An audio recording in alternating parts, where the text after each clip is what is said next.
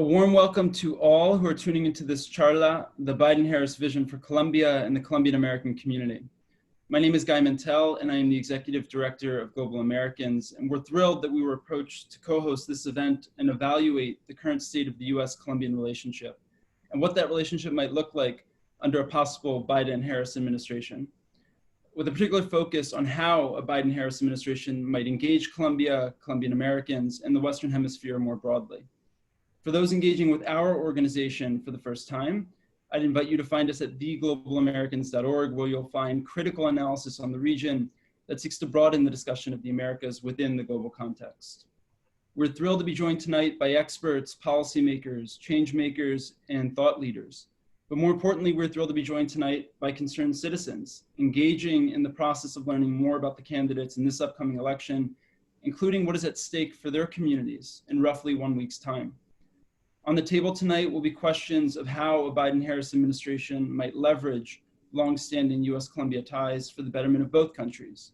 We will discuss in English and in Spanish what a reinvigorated U.S.-Colombia partnership might look like, what issues affect not only Colombian American diaspora communities, but frankly transcend those communities and affect cities across both of those countries and our hemisphere.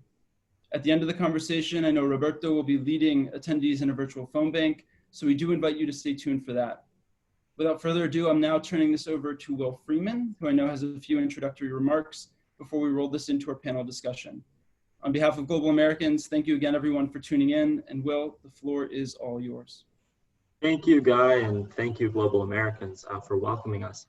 My name is Will Freeman. I would now like to offer a warm welcome to all of our attendees tonight on behalf of Colombianos, cómo. For those of you joining one of our events for the first time, we are a nationwide group of Colombian Americans and allies of the Colombian American community dedicated to helping elect Vice President Joe Biden and Senator Kamala Harris as the next President and Vice President of the United States. Together, we work alongside several other groups under the Todos con Biden umbrella, and we're looking forward to getting out the vote in these last critical days of the election. Tonight, we are pleased to have with us the full leadership council of our organization. This includes Ambassador Liliana Ayalde, Paula Uribe, Juan Gonzalez, Evelyn Perez Verdia, and Ivan Rebolledo. We are also honored to be joined by Dr. Eduardo Gamarra, Professor of Political Science in the Department of Politics and International Relations at Florida International University, who will now offer some opening remarks and introduce our honored guests and panelists. Thank you all. And Eduardo, over to you.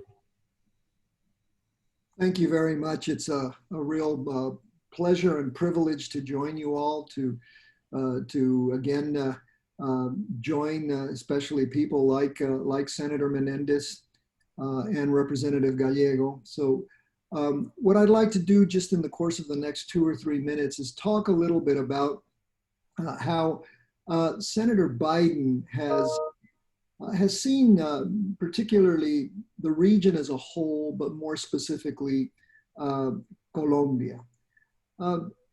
If we go back to 1990, when the senator was a very active member of, well, very important committee, the Senate Foreign Relations Committee, he began to think a lot about the unfolding drug war and how severely it was affecting Colombia at that time.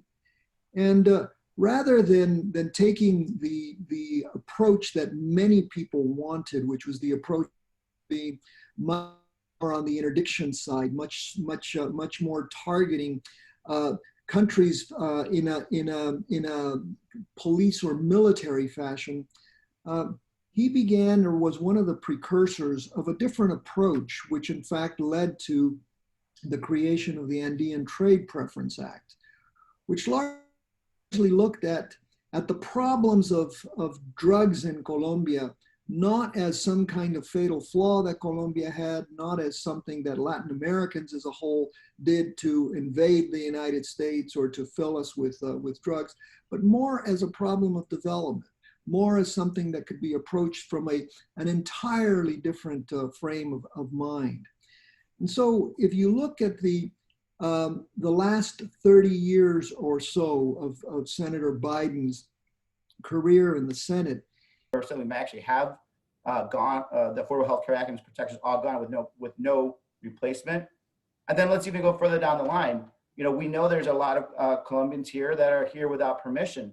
They want to become citizens. We know a lot of them are here as dreamers. This administration has done nothing for that community. If anything, it's only made it worse, created an animus towards our immigrant communities, has destroyed the protections when it comes to the DREAM Act, and has set back the immigration movement, a comprehensive immigration reform movement for, for years. So if we want to actually better the lot of Colombians and Colombian Americanos in this country, we need to have the Biden-Harris ticket, you know, both for the economic reasons, in my opinion, for the healthcare policy reasons, and as well for the immigration reform movement. And I could go on and on about the actual geopolitical and foreign policy ramifications of the country of Colombia, but I think Senator Menendez can handle that way better than I can.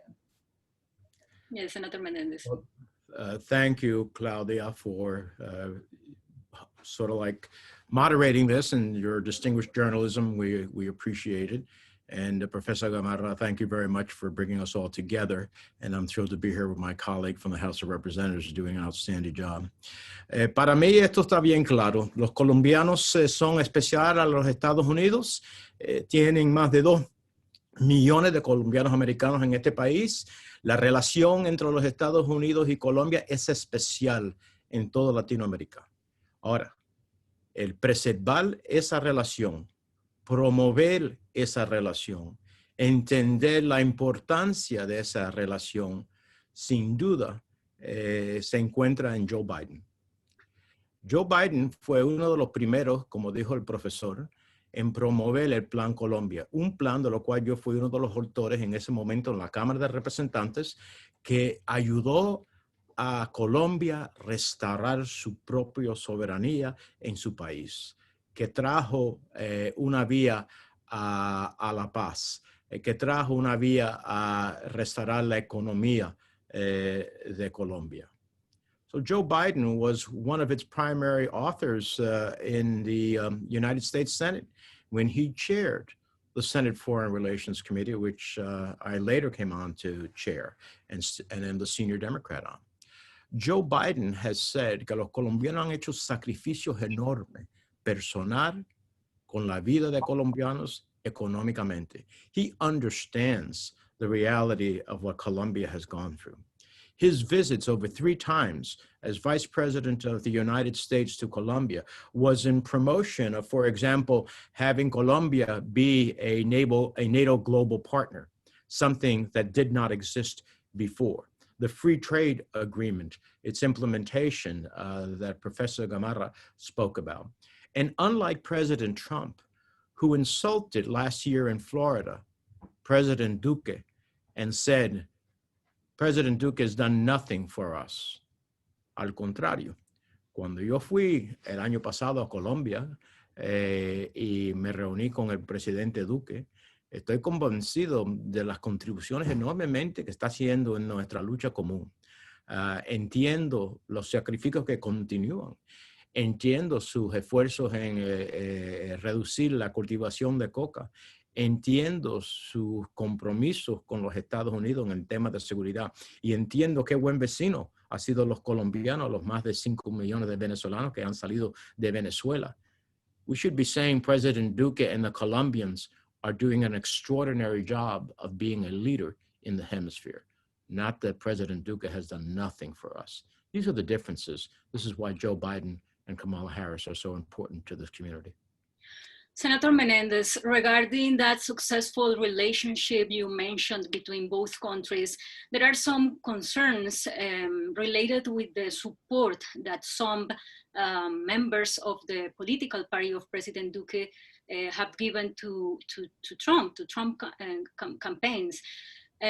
What would you say are going to be the effects of this if Biden is elected? Joe Biden is going to put the importance of the U.S.-Colombia relationship and its people above some individual political players that may have tried to interfere in our elections. I would say that at a time in a Congress that is very divided on partisan basis, The great news is that Colombia has shared bipartisan support, overwhelming Democratic support for its continuing assistance to Colombia. Colombian politicians would be better served seeking to resolve the challenges of their country than interfering in the politics of the United States. A strong bipartisan support for the US-Colombia relationship is the key to maintaining that in the future.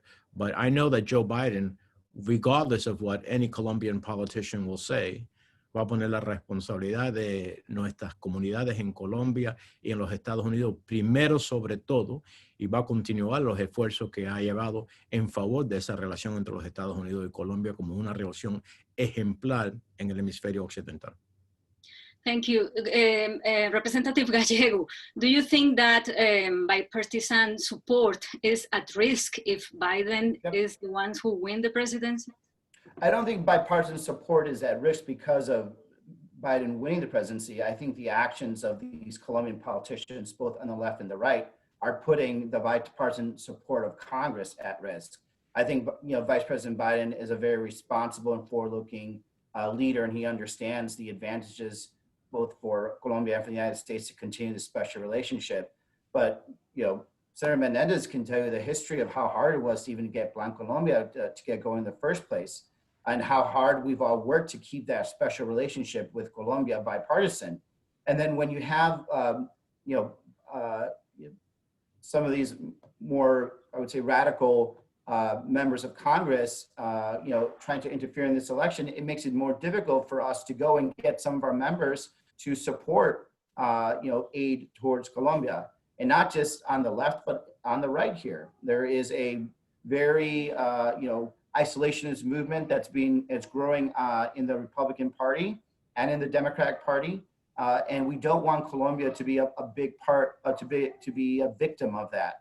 So that's why I wrote that article in CNN en Español. That's why I've been talking to all my friends in elected office in Colombia and just warning them that this is a game that's not worth being played for. At the end of the day, Colombia loses and the United States loses if we don't continue to have this bipartisan relationship, that very strong bipartisan effort towards Colombia. Thank you. Congressman Gallego, in your first answer, you mentioned healthcare as a reason for Colombian Americans to vote for Biden-Harris. Let's go deeper into health issues. Let's talk about COVID-19. Why Biden-Harris are more prepared from your point of view to manage this pandemic in a good way? Well, Claudia, thank you again for being our moderator. So number one, we know from experience, and Vice President Biden knows how to do this. He dealt with it with Ebola. He's dealt with it with H1N1. He just from an attitude perspective, he understands and respects scientists, and actually was able to would be able to put his self beyond, put himself beyond it and actually work with scientists to get this done. He's going to listen to the hard data, and he's going to try to stop COVID-19 in its track. He warned us in early December that we weren't ready for a pandemic, and we are where we are. He's been talking about the fact that we need to mask up and have a nationwide mask mandate before many of our elected officials even recommended and did it. So we know it because he's done it in the past. We know because he's talking about it now, and I truly think that at the end of the day, if you're a Latino and you look at what is going on with COVID-19, you understand that we have been disproportionately hurt and hit by COVID-19 because we are the essential workers of the country. We're the ones that basically kept this country fed. And we're, when everyone else was self-isolating and self-quarantining, we're the ones that continue to go to work. We were the ones who pulled the food from the fields. We're the ones that slaughtered the animals. We processed it and we delivered it. I mean, in that process, we expose ourselves to the coronavirus, and in return for that, we get very little support when it comes to essential pay, and many of them are going without health care. That type of disrespect is not going to continue under Vice President Biden. He's going to understand that our worth, our dignity has kept this country alive during this most horrible period, and he's going to treat it as such when he becomes president. May I join the congressman in that response just a little bit? Of course, go ahead. So I think we must start off from the very beginning and remember, in January, President Trump was told by his national security advisor that COVID-19 was 5 times more lethal than the typical flu, and that it was transmitted airborne. The president, in his own words, recorded by an author who interviewed him, said that he chose not to tell the American people that. So he lied to the American people, and 225,000 Americans have died. 8 million have been infected. A disproportionate number of Latinos have suffered both the infection and the deaths. Joe Biden will be honest with the American people. He will tell them, we have a challenge, and here is how we will defeat this virus and this pandemic.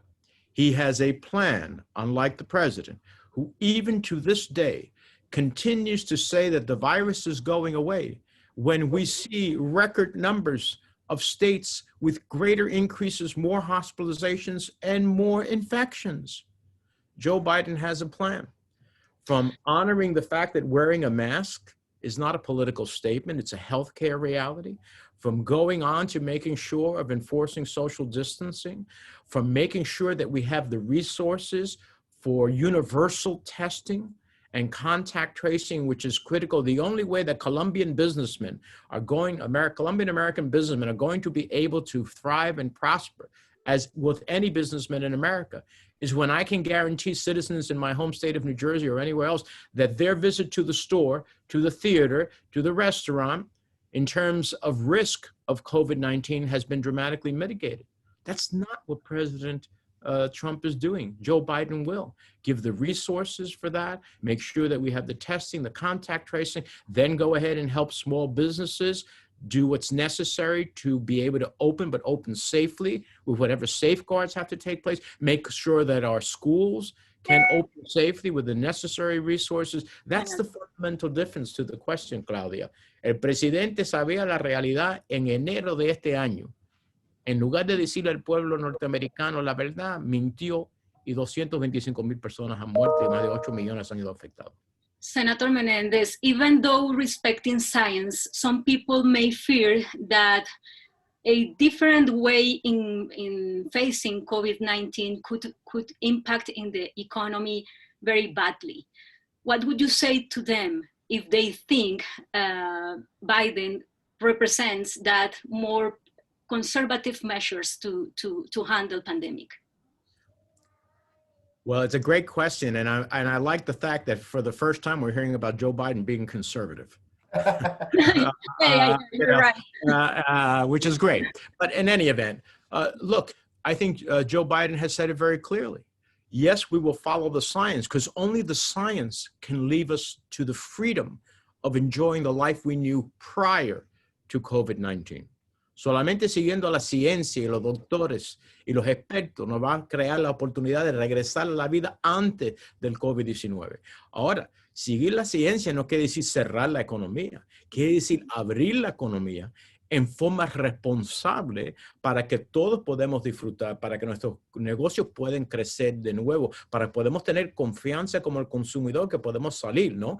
Pero no llega ese momento en lo cual tenemos esa confianza porque se ha presentado un plan de tratar de contener el virus. Hoy mismo, el jefe de la oficina del presidente, el Chief of Staff, el jefe de la oficina dice, no vamos a controlar la pandemia, no vamos a controlar la pandemia. That is a disaster for a recipe. We must control the pandemic as we wait for antivirals and a vaccine and all of that to take place. But we cannot have the flag of surrender that we have surrendered against the pandemic. Thank you. Would you like to add something, Representative Gallego, or we can move to the last question? Yes, no, Senator Menendez is correct. We as government can say we're going to shut down or not shut down. But unless the virus is controlled, you're not going to have consumer confidence to actually go out and do anything. If you don't have consumer confidence, then you don't actually have a working, functioning economy.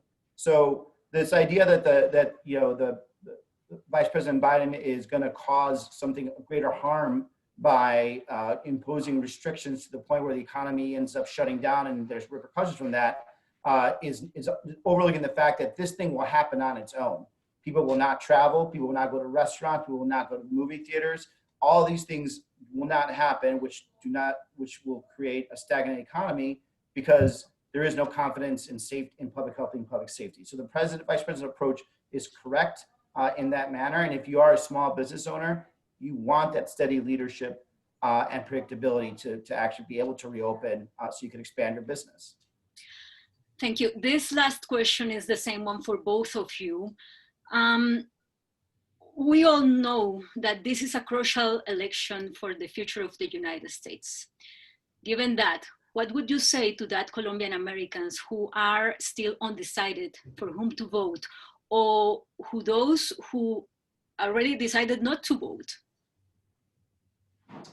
Well, yeah, I'm going to let the senator close because, you always let the preacher go after the pastor because they know how to bring it home.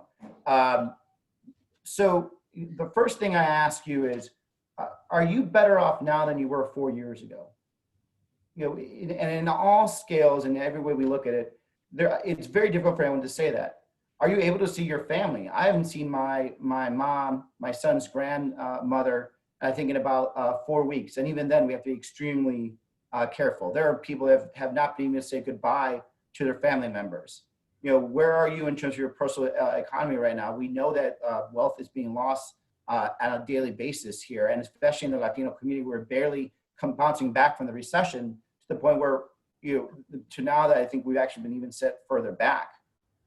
Do you actually feel like the actual body politic of this country is even healthier? Look at the animus and the animosity that this president has caused in the last 4 years, the stress that people feel just wondering what he's going to tweet out this morning. This is what has happened for the last 4 years, and it's only going to get worse. COVID-19 has potentially created, hundreds of thousands of people with pre-existing conditions, and then 3 days after the election, we may not even have any protections for pre-existing conditions. So, we need to move on beyond that. We have steady leadership, focused leadership that we can have in Biden and Senator Harris, something that I think we need, the economy needs. And then just in terms of foreign policy, being able to rejoin the world in a dignified manner where we're respected for our leadership instead of this embarrassment that we have right now.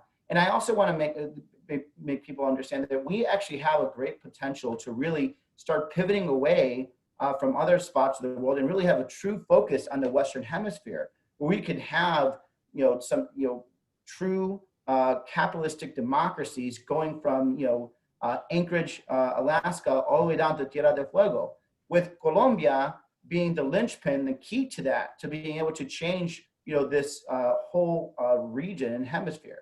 It only took a total of 30 years to bring Western Europe back from World War II. We can bring all of Latin America, all the Western Hemisphere up to the standards and economic development standards of a lot of these other Western Europe. We could do it within 10 years with the focus of a Biden-Harris administration and really rechange and reset the whole world in that. So this is the opportunity we have. And I just hope we understand that, it is the most important election in our lifetime because number one, I do believe this is our only opportunity, maybe our last opportunity to truly save democracy at the ballot box. But number two, we can really change the entire landscape of the world with the right foreign policy that's aimed at Latin America. Thank you, Congressman Gallego. Now, Senator Menendez, your same question. Okay, thank you, Claudia. Mira, a mis hermanos colombianos les digo lo siguiente. Cuando tú no sales a votar, permite a otros que deciden sobre tu futuro, sobre la educación de tus hijos, la asistencia a su negocio, el bienestar de tu familia, la salud de nuestra comunidad, nuestra relación entre los Estados Unidos y Colombia. Todo eso y mucho más se va a decidir en esta elección. Y cuando tú no votas, pues obviamente el que sí sale a votar está decidiendo por ti. En mi vida en este país, yo no he querido un momento que alguien decide por mí. Yo quiero decidir por mí mismo. Y por eso le insto que deben salir a votar. En Joe Biden tenemos a alguien que no conoce a Colombia, conoce a sus líderes. Desde los 90 está viajando a Colombia. Fue uno de los promotores del Plan Colombia, de la preferencia andina, que muchos se olvidan que le dio una preferencia económica, entre otros países, a Colombia. Es alguien como vicepresidente que ha viajado 3 veces a Colombia. ¿Cuántas veces ha ido el presidente Trump o el vicepresidente Pence? Es alguien que ha reconocido los sacrificios de los colombianos y la buena posición que Colombia ha tenido como un líder hemisférico conjunto con los Estados Unidos. Hay una gran diferencia. Hay una gran diferencia si vamos a terminar esta pandemia y poder regresar de una vida normal. Alguien que tiene un plan para hacerlo o alguien que se ha declarado que no vamos a controlar la pandemia. No podemos aceptar esa realidad. ¿Queremos una economía que trabaja para todos de nosotros o solamente los más ricos? ¿Queremos, en lugar de estar instigando en un juez a la Corte Suprema 8 días antes de las elecciones, de tener una ayuda a los pequeños negocios, a nuestras familias, a esos que se encuentran desempleados y desamparados, los que tienen temor que no van a poder pagar su propio alquiler o la hipoteca? Esa es la diferencia. Es la diferencia también. Sus hijos van a tener que graduarse bajo una deuda enorme o actualmente pueden ir a la universidad y realizar las capacidades que el Señor le dio a cada uno de ellos sin una deuda enorme. Y vamos a tener un programa de salud en el país más rico del mundo, donde ninguno de nosotros tenemos que preocuparnos que actualmente los enfermamos y después estamos desamparados. All of these things, a U.S.-Colombia relationship that is based on respect and commitment, a understanding of the more than 2 million Colombian Americans who have contributed enormously to our country, but could still use help in their small business, in the education of their children, in the healthcare of their families, in the well-being of a significant community, and who can make a difference in ending this pandemic with an administration that will finally have a plan and get it under control. Do we want to return to a life that is normal again? Do we want to see a future where the sun rises and doesn't set? That's what's involved in this election. Por favor, mis hermanos colombianos, salgan a votar, salgan a votar. No deja que otro decide por ustedes. Thank you very much, Congressman Menendez and Congressman Gallego, for your remarks. I hope it will help our audience to make a decision and to understand how politics impact their daily lives. Thank you very much again. And Eduardo, come back to you. Gracias. Thank you very much, Claudia, for the wonderful moderation. Thank you, Senator Menendez, for those remarks, and to you, Representative Gallego, as well. Let me just very, very briefly try to summarize what I have heard from you. One, other than agreeing with you that certainly Senator Biden, Vice President Biden, is a much better choice than the opposition. Let me just put this into a little bit of context. It appears to me that Senator Biden has a very, very long history with Colombia. This isn't something that he gained as a result of a little bit of neo-Cold Warism of the last 3 years. This is something that the senator has had, the vice president has had since he came into office. And in fact, one of the striking things is when people say you've had a career of 47 years, and what do you have to show for it? One of the things that is very clear from your remarks and from what I have read and seen of Vice President Biden really is seen in the case of Colombia, how he thought through the war on drugs and went from trade preferences to the design of the Plan Colombia, how the next stage in that was the development of a free trade arrangement. and then toward greater conceptualization now in this idea of having a special relationship with Colombia. In other words, treating Colombia not as for years we Latin Americans have been treated by American foreign policy as second or third or fourth class citizens, but as special partners, as partners in a relationship that will make the region foster. And precisely because Colombia has done the right things and because the US has been a partner. And there, something that's also been very striking to me from your remarks, from both of your remarks, and of course, which the Vice President always mentions, which is his long pattern of working in a bipartisan fashion. This is not only a democratic thing, this is a bipartisan effort. And frankly, as polarized as we are, it really seems that, you know, our only option going forward is to find a bipartisan way forward, a way in which we look at Colombia the way we should look at the rest of the world in terms of how both parties can work toward a good relationship with Colombia. And in that sense, I was also I want to ratify some of the things that that both of our members of Congress have said in relationship to the recent controversy, the way in which some members of the other party and some members of conservative members in Colombia have attempted to use the current moment to further divide us. And I think the approach that both of you propose there is really worth reiterating. That in other words, foreign policy has to be a bilateral effort. Foreign policy has to be a bipartisan effort. And that this isn't about taking names and coming back in January and punishing anybody. It's about rebuilding that relationship in a bipartisan way. That it appears to me from what I know and what I've heard is that it's the Vice President who can lead that.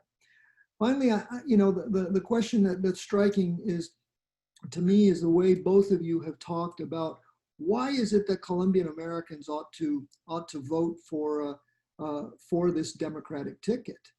And frankly, from Florida, it's quite striking because, just looking at the data, there are about 365,000 Colombians in Florida, about 250,000 of whom are now eligible to vote. And probably we will have somewhere in the neighborhood of 150,000 Colombians who will vote. And unfortunately, they too have been targeted by a lot of this, this rhetoric. And it appears to me that something that Representative Gallego said is very important to remind them of, and other Hispanics as well. One, Hispanics are the largest consumers per capita of the Affordable Care Act, of Obamacare. And what we're facing right now as you go into your vote, in fact, is the real possibility that within a couple of days, right, around November 12th, healthcare for another 20 million Americans will end, and it will be disproportionately affecting Latinos, and by extension, it will be affecting Colombians. Therefore, that emphasis that you gave to healthcare, there's no doubt Colombians in our polls show what are their interests, what are they concerned about? They're concerned about health, they're concerned about the state of the economy, they're concerned about their personal safety, and they also are concerned about their relatives who are not yet citizens of this country. And so listening to you, I'm reassured that there is a way forward that will lead us really into a moment in which not only will Colombian Americans have a role in determining who will win this election, but also the policy direction that this country will take. So again, I want to thank you all for joining us. Thank you for the opportunity to offer these final remarks.